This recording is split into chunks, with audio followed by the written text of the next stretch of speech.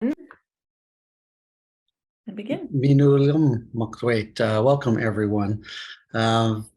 My name's Ted Cadwallader, and I'm here with my co-hosts, Sweetaltan Tanat and Samquat and Stephanie Johnson, Lawrence Mitchell, and our guest, Solen Roth. Learning with Syeyutsus, we're in our third season, and we raise our hands to our partners in this, the UBC Press and Vancouver Island Regional Libraries. So if you're in a watch party today at the regional libraries, welcome everybody. This project, Learning with Syeyutsus, as part of Nanaimo Ladysmith Public Schools, worked to figure out how an organization based in the School Act and in Western processes and protocols could understand how to walk differently with guidance on Coast Salish territory. And so Truth and Reconciliation's Call to Action 57, which is part of our title on our URL, is Nanaimo Ladysmith's work to try to raise awareness around Indigenous topics, content, languages, cultures, and histories. And through UBC Press, we were able to connect with many authors like Solen. As we do each time on this territory, trying to follow our proper protocols, we'll turn it to our friend Samquat to welcome everyone here and to bring our ancestors and relatives around and create this safe space. So over to you, brother. Nastleikunas queetstuch tanatzult Salish at Wallap titelname de Tanaquail Heights Apka. Nastleikunas tsiet the Solen Roth. What he named at the thema Syeyutsus Aichkas Sian Solen. Nastleikunas tsiet the Vancouver Island Regional Libraries Aichka EUBC Press Aichka School District 68 Aichka. And that's at T East them. I'm going to share a prayer in a song.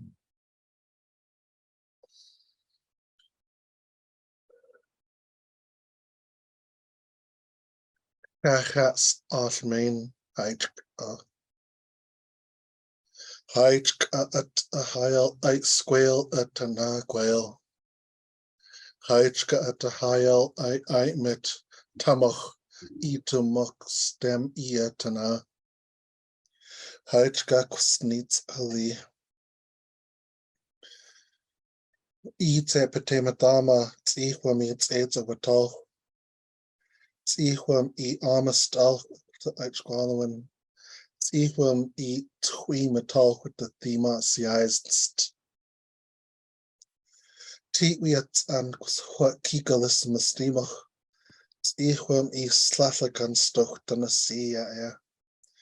Tsihwam slachent kaki nastimach saniwa to kaki out. Tsihwam latlamet to cm salt leloch. Tsihwam latlamet to cm smanam tanaqueli to muxquel. Nawash quamquams to salitst. It's a CM Heichka.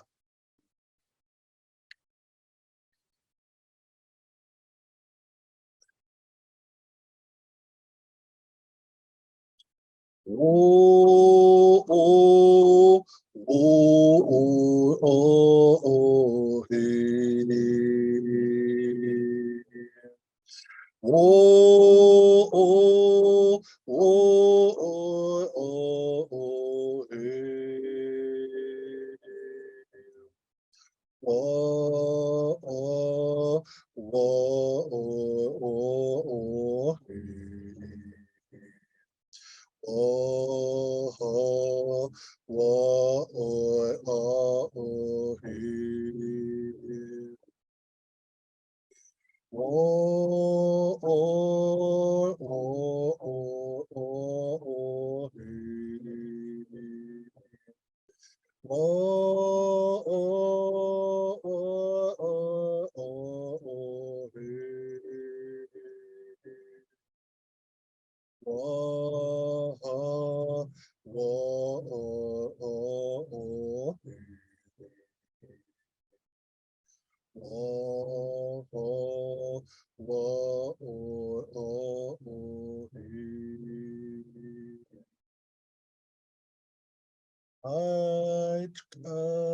hi o I squeal. I'd got a high o I squeal. I'd got seats of sea. I'd got seats of sea. Whoa, ho, ho, ho, ho,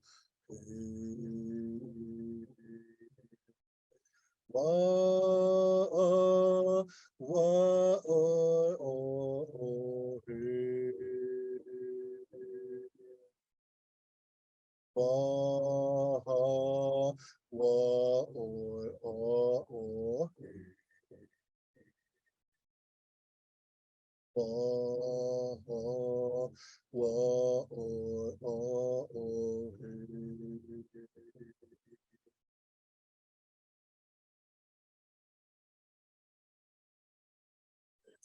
Right, my friend.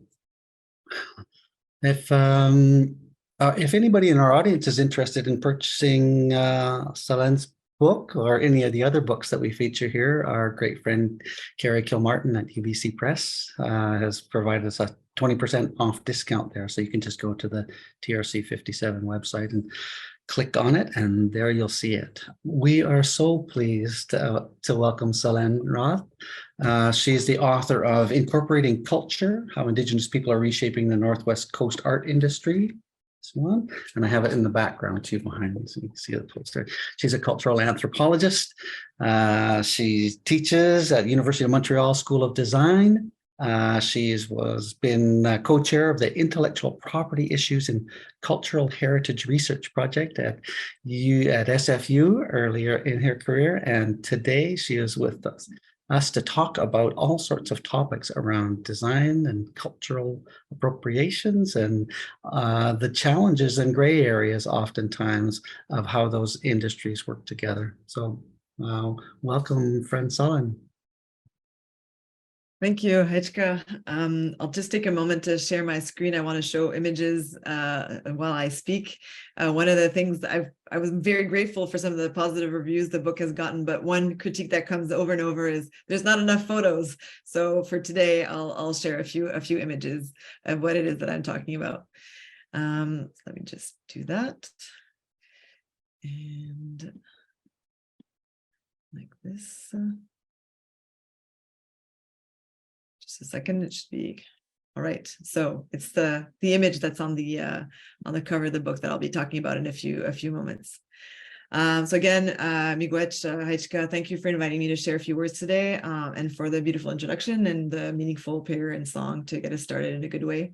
So yes, my name is Solen Roth, and my parents both immigrated from France in the 1970s, and I was born in Ottawa on Anishinaabe territory. And I currently live in Tiohtià:ke, Mohawk territory, also known as Montreal.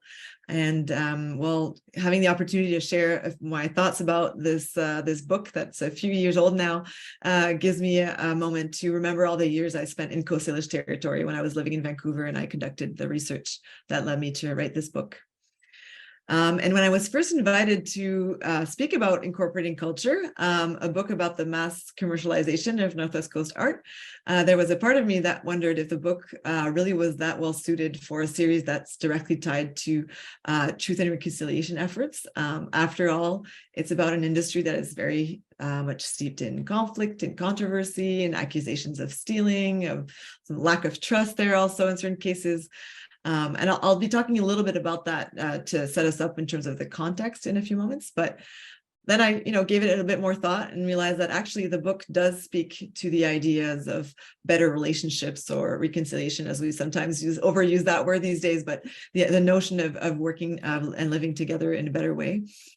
So there is a little bit of that in this book, and I thought, that's an interesting lens to look at this content and share it with some of the thoughts that I have about how the title puts it, how Indigenous people have been reshaping the Northwest Coast art industry was also about how to do things in a better way.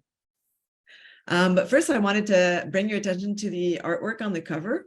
It's a painting by Haisla artist Lyle Wilson that's titled Raven Discovers Halibut Fishing. And I approached Lyle about using it on the cover, not only because I absolutely love the composition from an aesthetic standpoint, and not only just because it's very topical with its oven mitt shape. Lyle created this painting when he was exploring ideas of gift shop items for the UBC Museum of Anthropology, in which he was working at the time.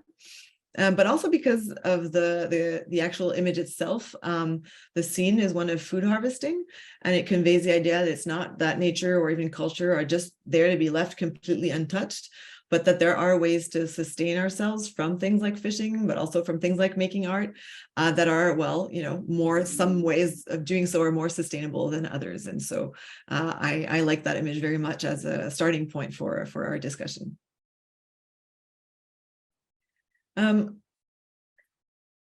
So this image here this is what I'm talking about when I say Northwest Coast artware, all of these items that we see everywhere.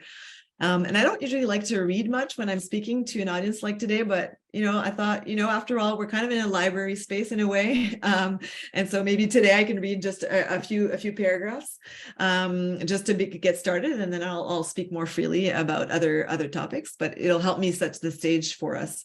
And then I'll, as I said, move on to discussing a few key points as to what we can learn about the idea of working together and living together in a better way by looking at this world of mass-produced Northwest Coast goods. So let me get started with a few of the words directly from the book, and then I'll keep going.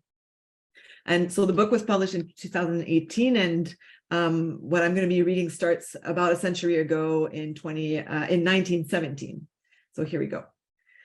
In 1917, writing about prehistoric Canadian motifs, by which he meant the designs of the Indigenous peoples of Canada, anthropologist Harlan Smith suggested, quote, "These motifs may be used as they are, or may be conventionalized, or dissected, or multiplied, or developed in several of these ways.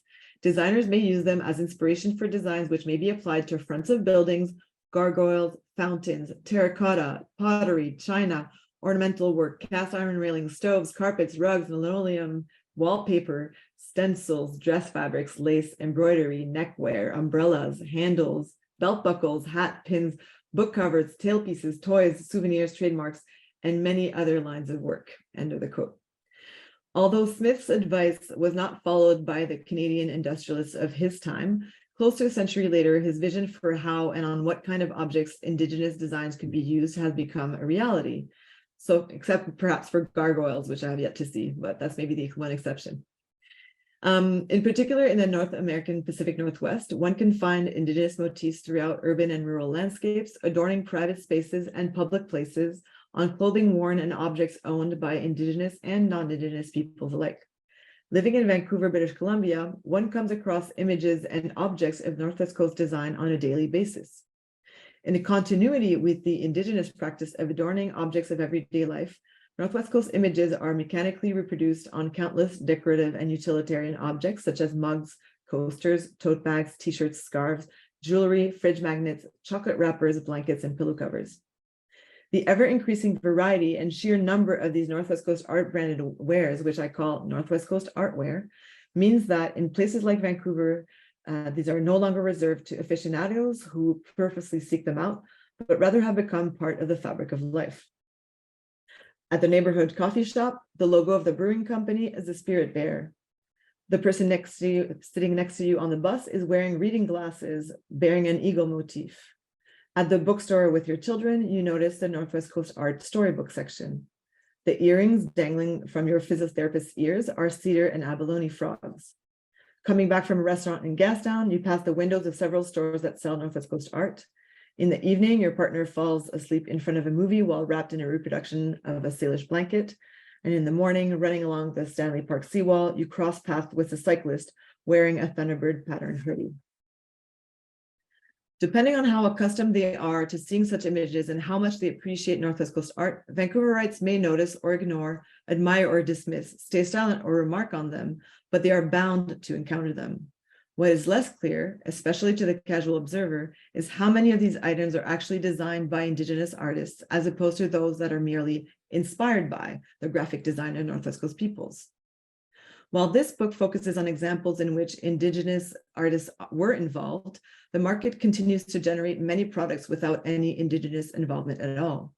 Indeed, a great number of companies do not work with Indigenous artists and instead lift images straight from books or rely on the native style work of non-Indigenous designers.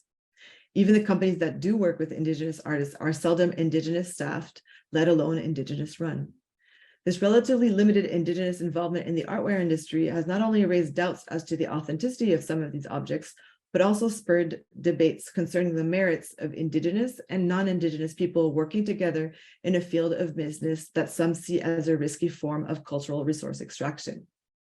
And I'll stop reading for now, but that should let us set up the idea that these objects are ever present and that this industry is controversial, to say the least. And that's actually the point that I want to discuss next. Why is it a controversial industry? I started pointing a few points in this introduction, but the first thing is that Northwest Coast art is not just art; it's tied to the sacred and to ceremony. Therefore, some take issue with turning it into commodities at all, especially when some of these items end up conveying stereotypes. It's also controversial because the development of this market initially occurred at the same time as Indigenous cultural practices and ceremonies were being outlawed. So there's a disconnect there between what was being done on one hand and on the other. There's also, as I mentioned, the fact that it's an industry that has long been dominated by non-Indigenous companies. And also that there are still many examples of images being reproduced without permission, making the industry one more episode in a long history of theft. Also, even when Indigenous artists are involved, and that's mostly what I'm going to be talking about, even when they are involved, they're not always treated and compensated fairly. So I could go on with some of these things that make it a challenging, a controversial industry. But so in summary, those who choose to take part in this industry, they operate in a very socially tense environment in which distrust is very present. And so the people who take part have to navigate in a complex field of friction, even when they're trying to do things in a better way. My focus for the book was on those who choose to work together, so Indigenous and non-Indigenous individuals who partner to create these kinds of items, and as a result of this kind of collaboration, they create relationships with one another. The idea is, when looking at these relationships more closely, it gives insight into what it's like to make relationships work on a backdrop of a very difficult history, and then what it's like also when Indigenous artists pressure their non-Indigenous counterparts to do things a bit differently. And so I focused also on Indigenous artists, but also Indigenous owned companies that there are more and more of them, who are trying to take their place in the market. And they're also trying to set an example as how it's possible to do business in a way that is more in tune with Indigenous ways of doing and being. And what I came to realize as I was doing this research is that these relationships and these efforts, they are having an effect on how things are being done. They are slowly reshaping the industry to make it less harmful. And even there are attempts to really make it work in a way that benefits Indigenous peoples and culture in a much more major way than it is today. But that process of transformation is very slow, and it's far from being done. So I'm going to tell you a little bit about maybe not the starting point, but one of the starting points of how these frictions occur, and what are these tensions that have made this space interesting to look at, but also sometimes a little bit unnerving.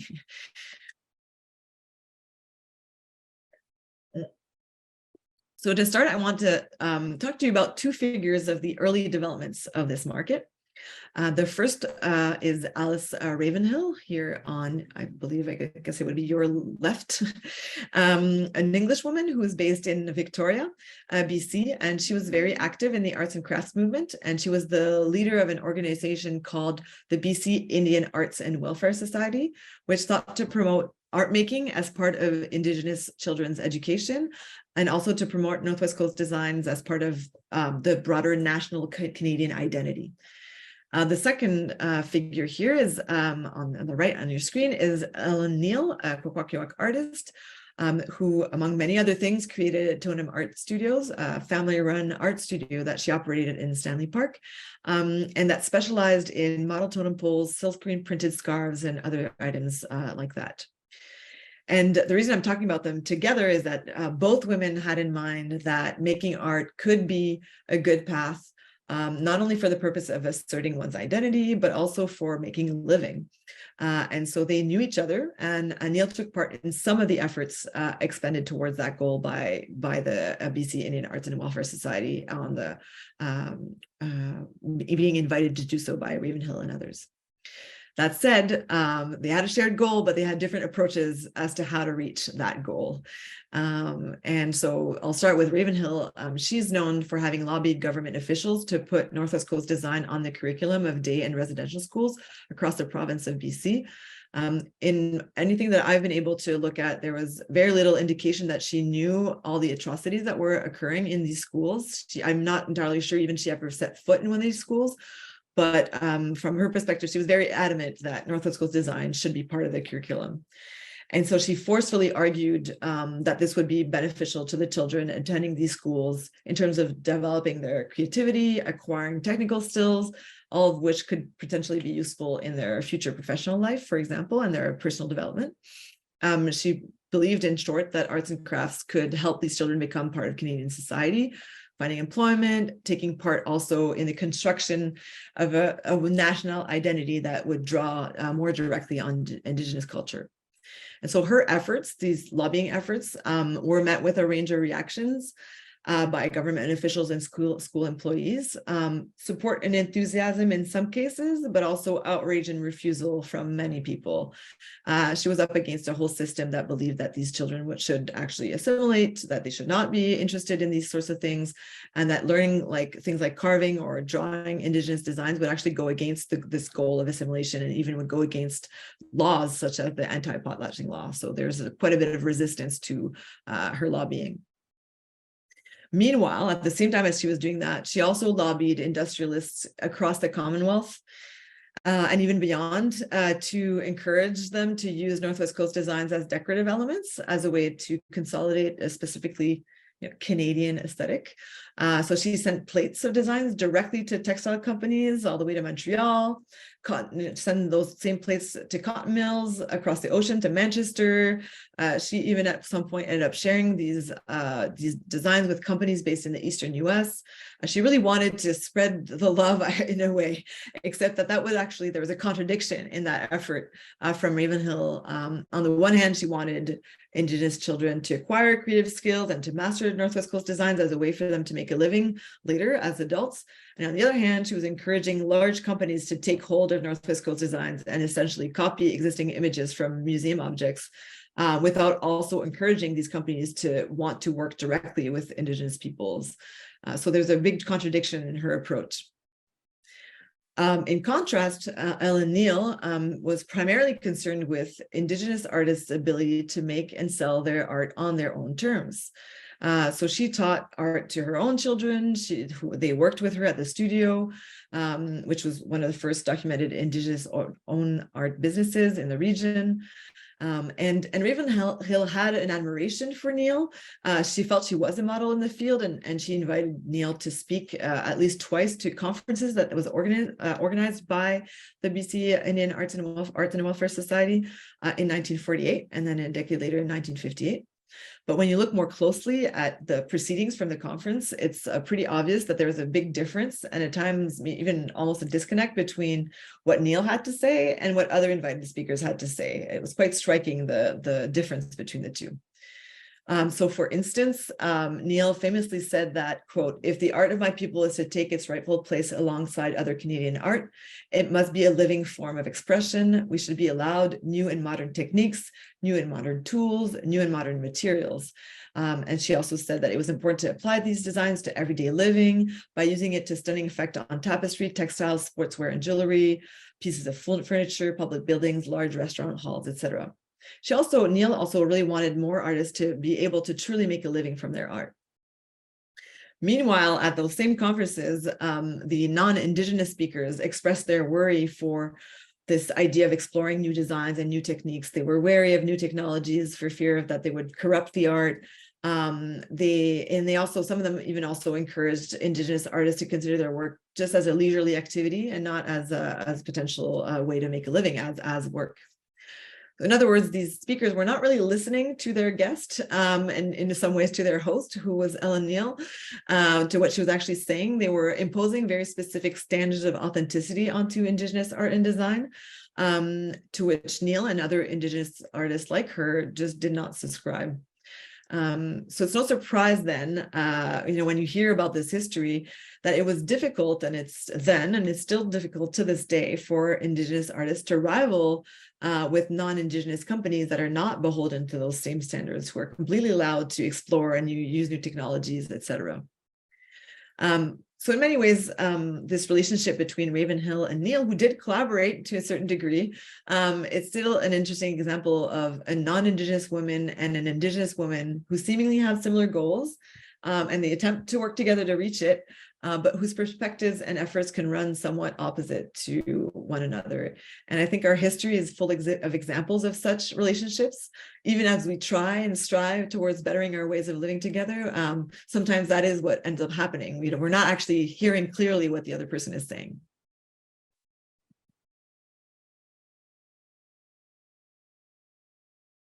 So the second point I wanted to bring up for everyone here today has to do with where these artware items are being made. So in Neal's case already in the 50s and 60s, we were talking about items that she and her family produced locally, but she was competing with companies who had items mass produced at the time in Japan. Nowadays, many items that are adorned with Northwest Coast designs are made overseas with these large mass produced companies, often in China. And as I said, I know I focus my companies that are based locally in BC, and companies that do choose to work with Indigenous artists. So there usually is a form of local connection, and there are Indigenous artists involved in the examples that I discuss. But there is still, that doesn't necessarily mean that they don't have some of their wares imported from elsewhere before they adorn them with these images. And in general, what I found was that there's a kind of a strong sense that Indigenous art is meant to be produced locally, and therefore tends to be quite a bit of outcry when something that looks Indigenous was actually made elsewhere. But then when we're looking at these kind of items, when we're looking at what I call artware, so wares like mugs and t-shirts and tea towels that are then adorned with Northwest Coast art, the wares themselves are more often than not imported from overseas, even when the designs are created locally by Indigenous artists and then added on to Canada. Some of them will still have a Made in Canada label because the law is a little bit flexible on what counts as made in Canada. I won't go into the details, but the item itself, the mug or the t-shirt, wasn't necessarily, was usually imported from elsewhere. There are companies that produce wares locally before printing the designs on them, but a lot of them don't. And so one interesting debate happening in the industry today is whether it's okay or not for an Indigenous company to make and sell items made abroad. In other words, is there an even bigger obligation for Indigenous company owners to make things locally? And what I found is that not everybody agrees. In summary, there's, some Indigenous artists feel very strongly that it's important to keep things local and very much value, or at least find an interest in the labels like Made in Canada as a way to tell customers that they are supporting the local economy, that they are, not made elsewhere, and also as kind of an extra degree of protection vis-a-vis fears that if they send their designs elsewhere to be reproduced, there might be fraudsters who would steal their designs, and that these fraudsters would then be completely out of legal and even social reach because they're so far away and disconnected from the context here. And so right now here in Canada, there is an increasing pressure not to copy designs without consent, and local companies, they'll be pretty quickly put on trial in the media and on social media, and they will lose the trust of any Indigenous artists that they may be trying to work with. A company abroad is much less likely to suffer the same kind of reputational loss. They're a little bit out of reach from that kind of outrage in some ways, and that of efforts to make them take down those items, for example, whereas local companies are a little bit more vulnerable to that. So there is a strong sense that, it should be, that's, in a way, it would be important for things to be made locally. At the same time, some Indigenous artists and company owners feel that being confined to producing locally because they are Indigenous can be somewhat unfair. First, it costs more, so it makes it more difficult for them to compete with other companies when they feel that their business success could actually make a real difference in their community, contrary to other companies. The other thing is that they remark that the borders of Canada are a colonial construct, and that trade across the globe is also part of Indigenous histories and culture. And so they see this injunction to produce only in Canada as a colonial imposition. In their view, they say, well, we should have the agency to decide where we produce our goods. We will earn the respect from our own communities so long as we do things thoughtfully, and that we put our community's interests first, that we make our company sustainable and make it feed wealth and back into the community, that we treat the artists fairly, that we make the art known and celebrated across the world, and then, within those parameters, it should be up to us to decide whether we make things locally or not. So that's, essentially the debate that occurs in that world. That debate was particularly salient during the 2010 Olympics. If some of you would recall, there was merchandise with Indigenous designs on them. And so the event of the Olympics itself raised questions about whether it was possible for the 4 host First Nations to use a mega event like this to further their sovereignty and to make a difference in how they were perceived as nations. And then within that, the Olympics branded merchandise raised questions as to whether it was ethical for goods with designs created by Indigenous artists for the occasion, some of which were made in China, to then be used to help Northwest Coast art and Coast Salish art actually be put on an international stage. Knowing that the sales of these items also helped raise funds for Indigenous youth. So that was one of the examples that kept coming up of, when is it okay or not to, if we're able to raise funds through these items, does that make it better or not? So it was a really big debate at the time. And I think it was important to point out that that Indigenous individuals on either side were mainly concerned about having the agency to decide for themselves what is best for their community and being truly sovereign in those decisions, as opposed to being forced in one direction or the other just based on sometimes outdated or misguided notions of what it is to be Indigenous. So that was kind of at the heart, even with people who disagreed in terms of what direction to go. At the heart of it, it was, can we make our own decisions about what's okay to do and not to do, or are we having the colonial world telling us how to do things?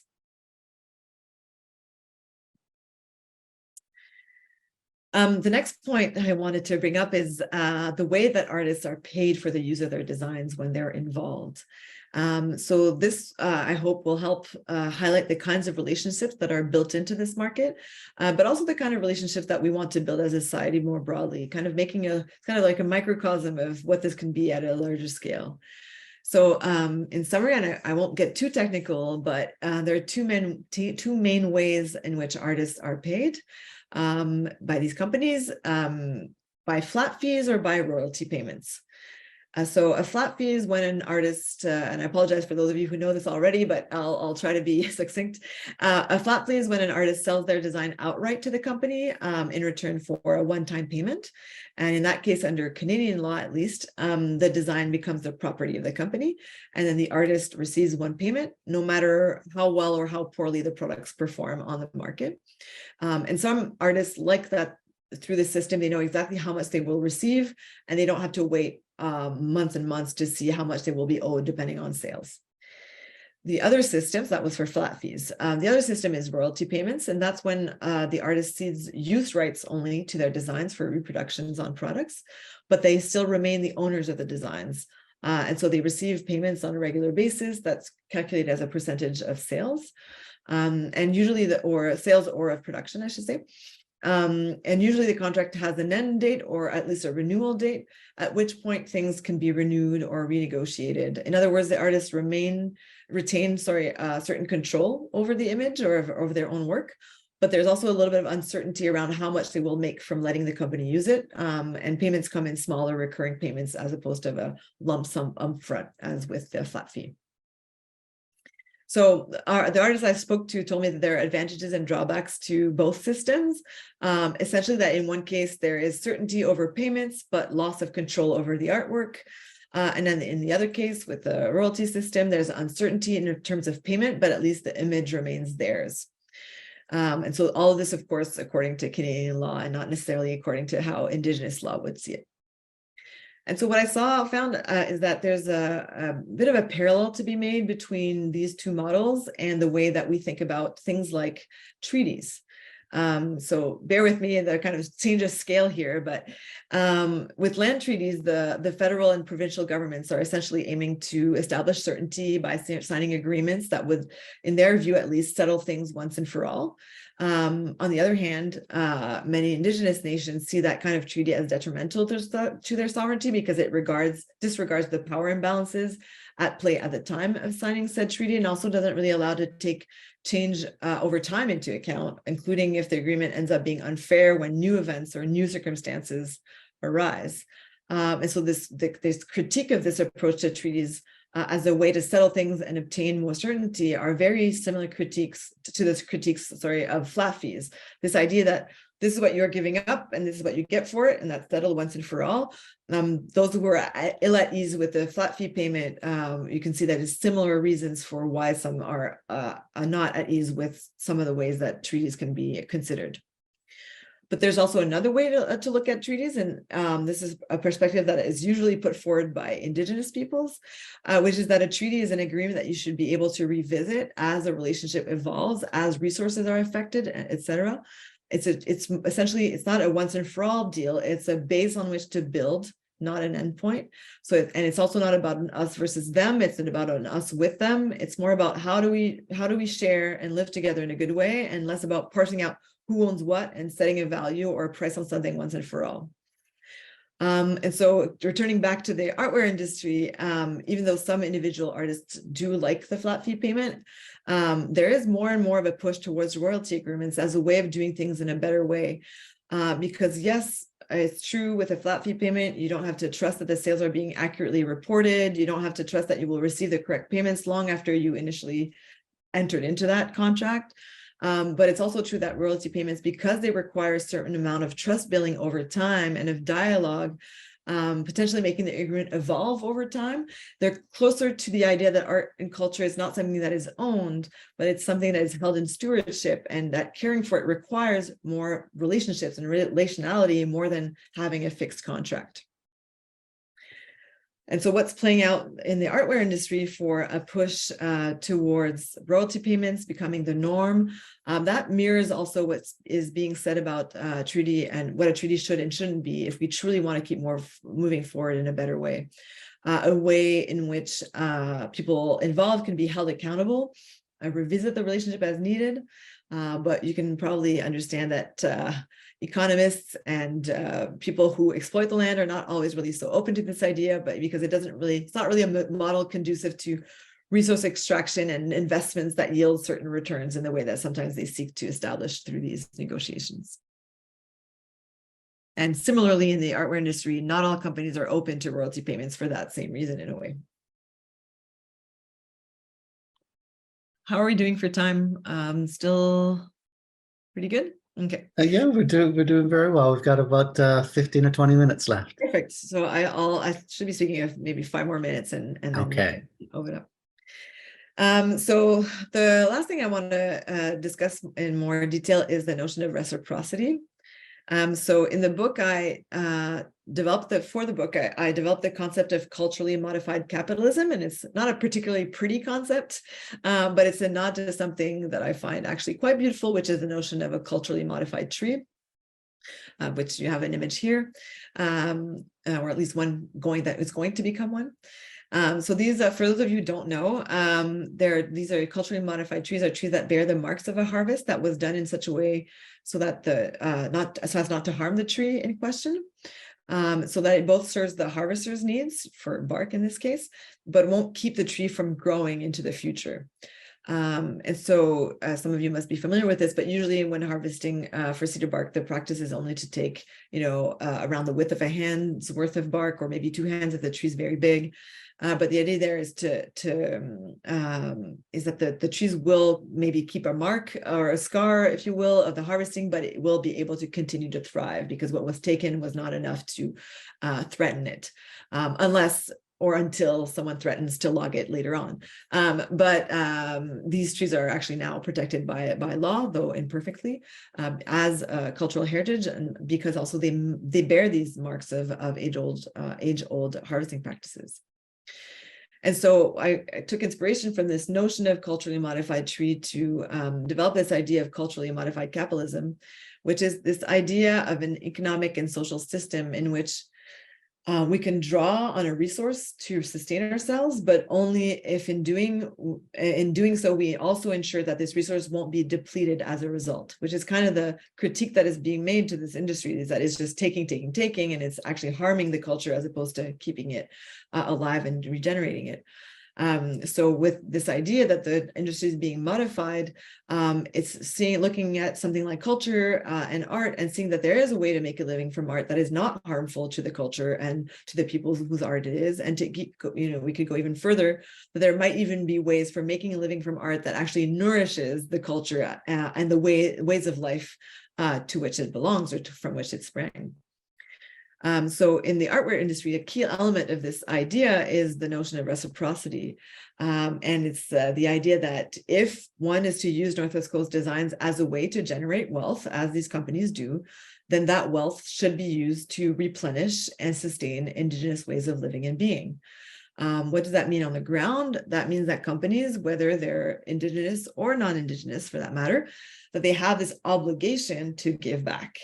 And in fact, their status is dependent on these acts of giving back, very much like in potlatches, where one's status is in the community is not just a question of how much one, or not a question of how much one has accumulated, but instead of how much one has given away in front of witnesses.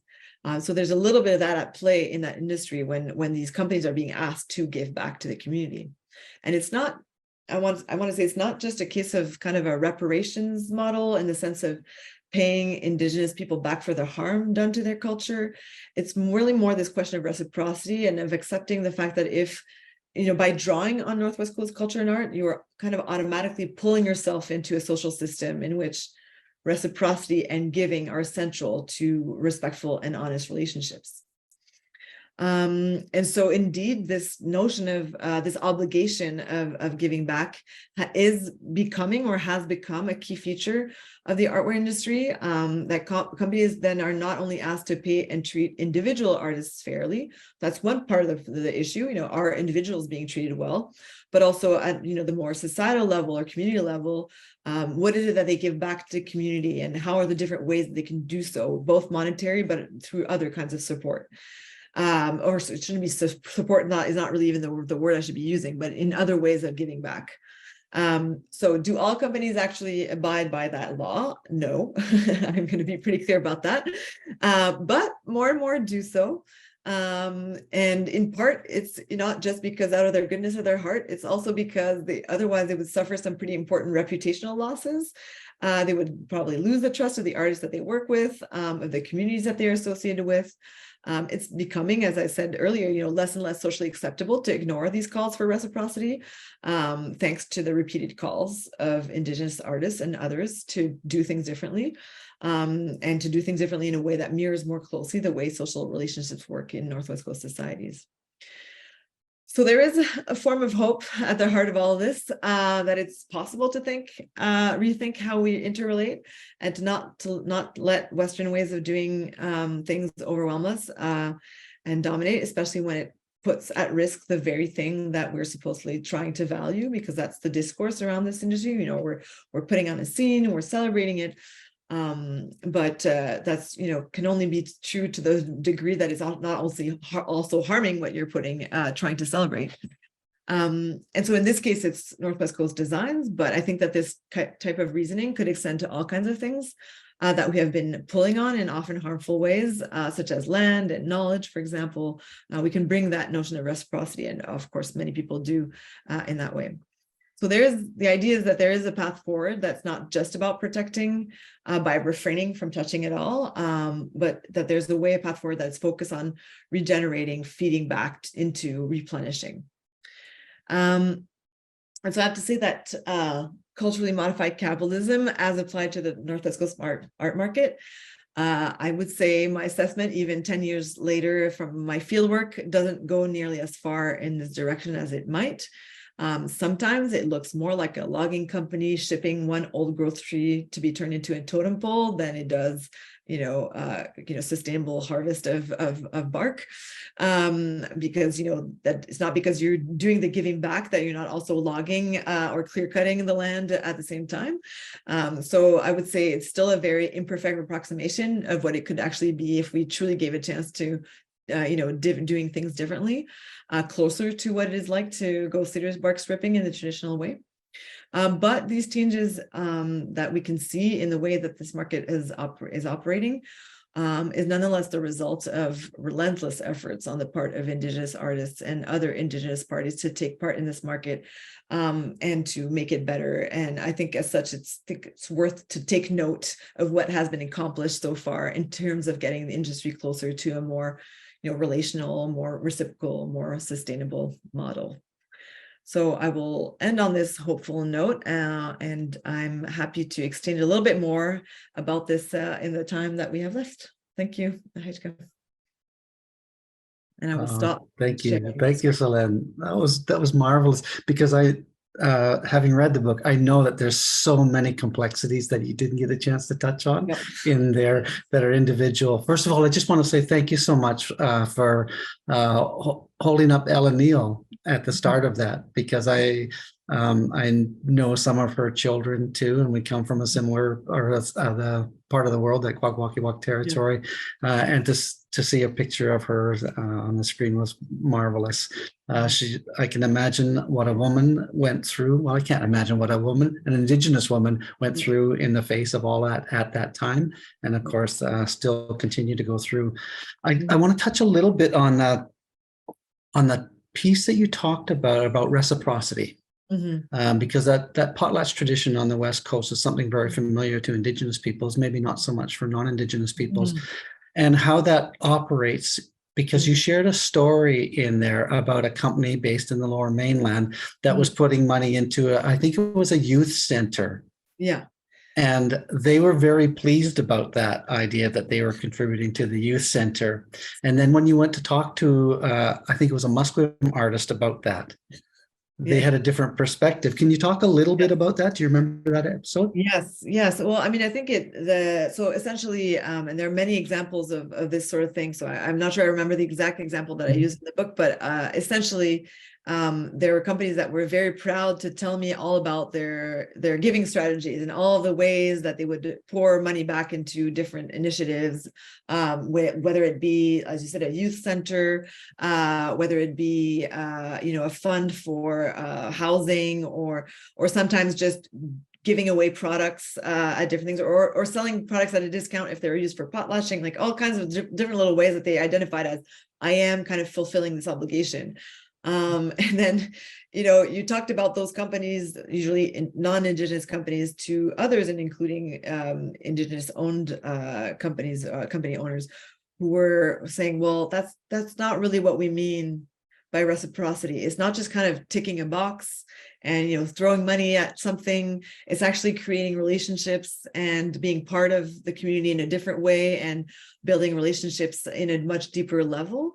And so, there were people who appreciated, the fact that there was money at all going back towards these initiatives, but it was, I think that the idea was always like, we can't ever be satisfied. It's not wanting more in a greedy way, but always saying, we need this gold standard to be as high as we can possibly get it, because that's how it's actually going to change things. So yes, not like long ago, there was none of that. And then now there is some of that, but what's the next step? And I think one of the next steps, and I've seen some companies kind of move on that, is like, okay, we're going to hire Indigenous people to actually work with us. We're going to be more, we're going to treat the artists as more as actual partners, that they can actually design the products and not just kind of give an image and then we can do whatever we want with it. And so those relationships in and of itself are also kind of reciprocity based, not just about cutting a check every so often. So I think for example, there was one company that, and it was maybe a couple of years after those remarks, are like, this type of company should just not even exist, I think was the way that the Indigenous Musqueam artist responded to like my comments about, this company seems to be doing something. Well, they were get involved in protests and make t-shirts for a protest. So they were trying in their own way to show that they were not just about kind of the surface, what we call cause marketing, when you're kind of making yourself look better by doing things that don't really actually cost you that much in the grand scheme of things. So that was definitely one of the critiques that was out there, is that true reciprocity goes beyond cutting a check once in a while. I like that example too, because it showed I guess the gap between understanding of how you behave in a community. On the Indigenous side, it's expected of you to do that. Yes. If you have stuff, you contribute, you give it, and you're not expecting to get a pat on the back or an attaboy, way to go, right? Yes. Your expectation to be on that territory is to behave in that manner. Yes. Well, I think, and yes, one other, I think it was Seashell artist who said, well, that's just the way it should be. Like, why are we even, that's just the way it should be. Like, and of course I was like, well, but it's usually not. So, let's, at least, but yes, that's just the way that I can actually, that I'm held accountable by my community every day. Like, this is, and they're being pulled into that, and that's good, but that's just our everyday. So that shows that for them, if it's special to do that, then it's not quite yet that level of not there yet. Yeah. One of the, when we started this work around Syeyutsus, and Syeyutsus is friends or colleagues, and the Tsus is us doing something together. So a simple phrase that says so much more, like many things in Indigenous languages. One of the icons that was gifted to us to describe what we're trying to accomplish here is, and it starts with land. And out of land comes language and culture. And then as we work together, out of all of the work that we do together, hopefully comes knowledge. And so when you talk about reciprocity, that's one of the core foundations of the work that's going on here too, is that relationship with land, and the need to pay back in that reciprocal manner, with land as an animate being that is the source of all of our health and wellness. And so your metaphor of while I continue clear-cut logging, I'm going to send this cedar tree over as a totem pole is quite appropriate, right? Because if we're going to get that to our hearts and behave in such a way, it takes a lot of work. And some of the organizations and businesses that you talked about are working towards that. So that was your message of hope that I really appreciated. Yes, yeah. And again, I try not to be too cynical, but it's hard to not be sometimes. But I think that there is a growing understanding that there should be more done. I think what worries me though is that while the companies that are local and that have relationships will, they have those conversations about where should things be going in a better way. But then at the same time, there's a huge market, including completely disconnected, that's, that exists already, but that is extremely strong right now, of companies completely disconnected from this world that just go on the internet, take images, produce, and then even as they're being called out for appropriation, just kind of they just like mushrooms grow everywhere. And I see all, when I say, there's all these relentless efforts from Indigenous artists to keep accountability in the local artware industry, but then at the same time elsewhere there's a whole other danger coming, I guess. With that, it's a little bit disheartening. So Yes, Yeah. less than culturally modified capitalism, but Yes. capitalism at its core. I'm doing a quick check of my notes down here to Syeyutsus reciprocity culture. Oh, one of the questions that that we like to ask our guests who come and join us is the two of them, as I mentioned to you before. One is you've traveled this path for quite some time, and some of our guests and some of our listeners are just on this path partway along or just starting. Is there any advice that you could give to them around this journey of awareness and understanding that you've already walked along? Yes, I'd say the first thing that comes to mind, and I think that the book kind of speaks to it, because I think as we were chit-chatting before, sometimes when you look at individuals and how they feel, you get a sense of that, and then you kind of zoom out to the community level, and it's a whole other conversation. And I think that of course, we can't help but interact with individuals and see what their opinions are and what their perspectives are, and I think that's extremely important to build those relationships one-to-one. But sometimes to not confuse what one person has told you, or one entity or one even organization believes, to kind of use that and apply it to everybody and say, oh, well, I talked to this one Indigenous artist that is totally fine with this market, must mean that everybody else agrees.